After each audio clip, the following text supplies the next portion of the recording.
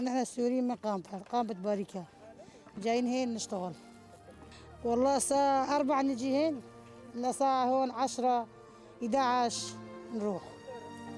نحن جماعة الحمد لله كله زينين مع بعض، نشتغل سوا الحمد لله، كله يشتغلون، ما بي شيء إزعاج شيء الحمد لله، متفقين الحمد لله، كلياتنا جيران وأهل وأخوات الحمد لله.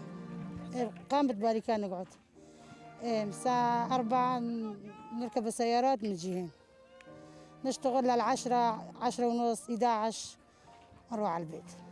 شنو الحمد لله، ايش بدي اقول الحمد لله. اذا حياة زي واحد ليش يجي يشتغل ببطاطا؟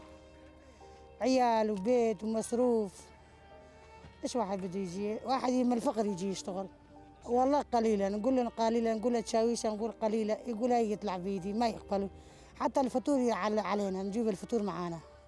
أول السنة كان نجي نشتغل فطورهم عليهم، حتى فطور علينا، حتى الكاسات نجيب، حتى البرداغ نجيب معانا. يعني أول كان نجي 25 20، عمل أول كان يعني عليهم يعطينا 25 20. هالسنة نسوي 15 ويقول جيبوا فطوركم معاكم.